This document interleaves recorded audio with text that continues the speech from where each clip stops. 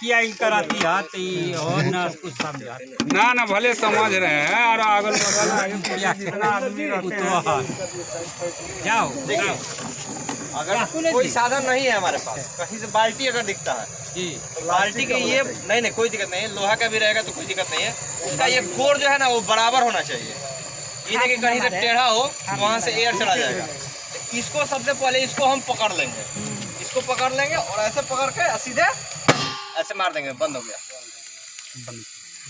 ये भी तरीका है, एक सीख लीजिए। तरीका ना है। अगर हाँ, इसको ये पहले सब हैंडल को जानकारी पकड़ लेगा, देने के अगर लिए इसको हम नहीं लोग आए। पकड़े तो यहाँ जाके ऐसे रोक देगा। हैंडल पकड़ना, इसको हैंडल को पकड़ लेंगे, एक बार में मारेंगे तेजी में, क्योंकि ऑक्सीजन रुकना चाहिए। एकदम ऐसे लिए तेजी में मार दिए, बुझ जाएगा।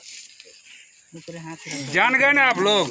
अगर करके देखना चाहिएगा तो देख लीजिए करके, अच्छा रहेगा, हिम्मत बढ़ेगा, इससे डरने की बात नहीं है, साहस होगा। बात नहीं है, हम लोग यही हाँ, आग बकाना नहीं है, भगदड़ नहीं मचाना है, अपने से काम कर लेना है। हमने बता दो ये हाँ इताई देखो जाओ राजा देखो पूर्वा बे बता दे जाओ